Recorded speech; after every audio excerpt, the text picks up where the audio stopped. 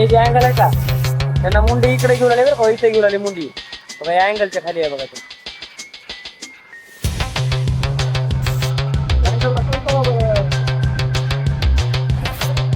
हा.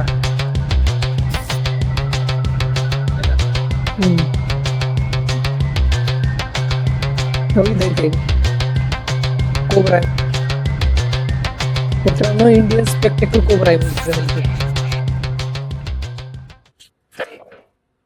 बघू शकता तुम्ही, कमीत कमी 5-5.5 फुटाचा नाग आहे हा मित्रांनो.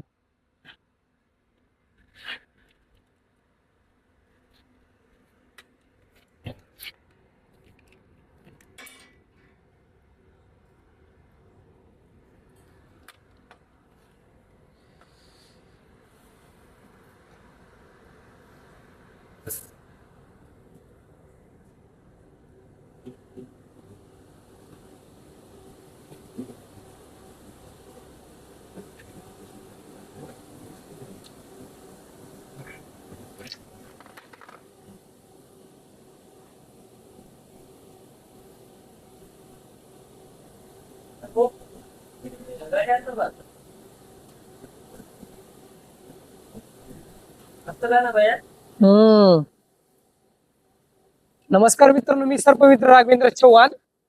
आपण रात्रीचे 12 वाजलेत, MIDC भाग राठी डाळ मिल त्याच्याबरोबर बॅक साईडला आलो रेस्क्यू साठी. एवढे डेंजर मित्रांनो, साप रात्रीही निघतात. कॉमनली आपल्या ह्याच्यामध्ये कंपनीमध्ये निघण्याचं रिझन काय माहिती का, फक्त उंदीर खाण्यासाठी हे जीव येत राहतात. न्यूरोटॉक्सिक नावाचं विष सापामध्ये असते मित्रांनो. असा आहे पुस.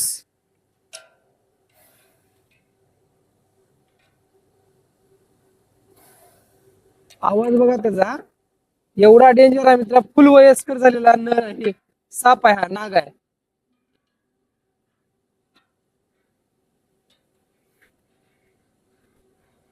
जी आहे विषाची जी पिशवी असते त्याच्यामध्ये 12 ते 14 ml एवढं पॉइझन असतं. म्हणजे एका पिशवीमध्ये नाही म्हणलं तर हा साप 10 लोकांना आरामात मारू शकतो मित्रांनो. एवढं ह्याचं डेंजर विष असतं. ह्याचं जे विष आहे ना, डायरेक्ट आपल्या नर्वस सिस्टीम मज्जासंस्था आहे ना आपली, त्याच्यावर अटॅक केला जातं. मोस्टली केसेस मध्ये एकतर पॅरालिसिस नाहीतर माणूस मरू पण शकतो. आणि अजून तुम्हाला गैर एक समज एक सांगतो, सापाला आरोडी लोक असतात मित्रांनो, सरळ जे हालचाल करत राहतात त्याच्यावर अटॅक केला जातं. सापाला ऐकू येत नसतं मित्रांनो. आणि सापाच्या बॉडीमध्ये टिम्पॅनिक मेम्ब्रेन असा लेअर असतो, त्यामुळे हे जे आपण असं व्हायब्रेशन होतात ना, ते त्याला हानोटीला जाणवतात. त्यामुळे ते आपल्याला अटॅक करायचा प्रयत्न करतात. एवढा चांगला साप आहे, तर तेवढाच आपल्यासाठी डेंजर. बघायला गेलं तर ह्याचा फायदा पण आहे. आणि साप म्हणलं तर निसर्गाच्या चक्रामधला एक प्रकार, म्हणजे फूड चेन मधला एक प्रकार आहे. त्याच्यामुळं पूर्ण जीवन चक्र आहे मित्रांनो. फक्त कुठेही साप निघाले तर मारायला जाऊ नका. जवळचे कोणतेही सर्पमित्र असतील त्यांचे संपर्क करा, नाहीतर वन विभागाला. वन विभागाचा नंबर आहे 1926. हे सांगायचं एवढंच रिझन आहे, नेचर वाचलं पाहिजे आजकालच्या वातावरणामुळं, एवढं म्हणतोय. त्याला आता ह्याला इथून रेस्क्यू करूया. सुपर सिटीवर आहे.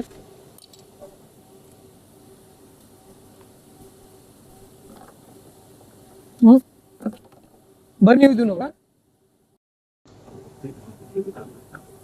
सापाचे जे स्केल्स असतात ना, स्केल्स, हे जे बॉडीवरचे जे स्केल्स आहेत त्याच्यावरनं साप ओळखला जातो.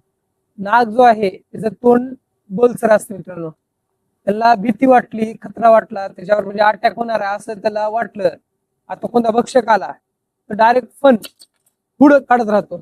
काही सापांमध्ये अशी मध्ये डिझाईन येते मागल्या साईडनं, काही सापांमध्ये येत नाही. आपल्या नागाच्या त्याच प्रकारामधला एक प्रकार डायस्लेटेड कोब्रा म्हणून आहे. हा म्हणजे पट्टेवाला स्पेक्टेकल असलेला कोब्रा, पट्टे असलेला साप म्हणलं जातं, जो फक्त चावा घेत राहतो. काही साप असा जे थुकत असतात त्याला स्पिटिंग कोब्रामध्ये प्रकार आहे तो. आता मित्रांनो, दुसरी गोष्ट, जे साप आहेत ह्या दिवसांमध्ये कसं अंड्यात पिल्ले बाहेर निघतात. अंड्याची पिल्ल्याची संख्या जी असते ना 14 पर्यंत होऊ शकते. आता ह्याला इथून घेऊया आपण.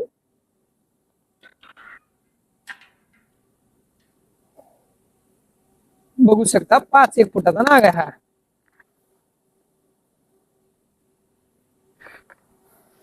तर चावायचा प्रयत्न बघा ना.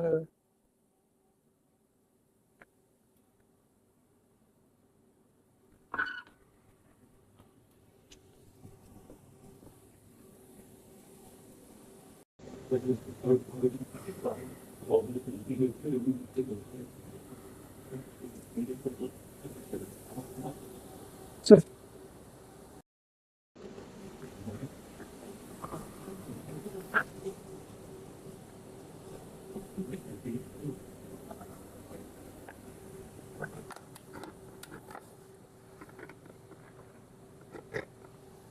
जसं आम्ही रेस्क्यू करायला चाललो मित्रांनो, तसं तुम्ही करायला जाऊ नका.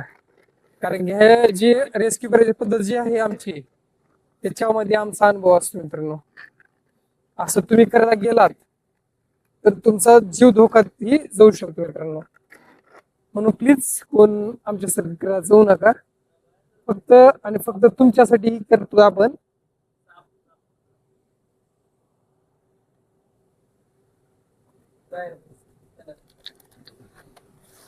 सापाला रेस्क्यू केले. आता त्याला घेऊन जाऊ नेचर मध्ये जिथे मानवी वस्ती नाही अशा ठिकाणाला सोडून देऊया. भेटू नवीन ठिकाणी साप निघाला तो. बाय.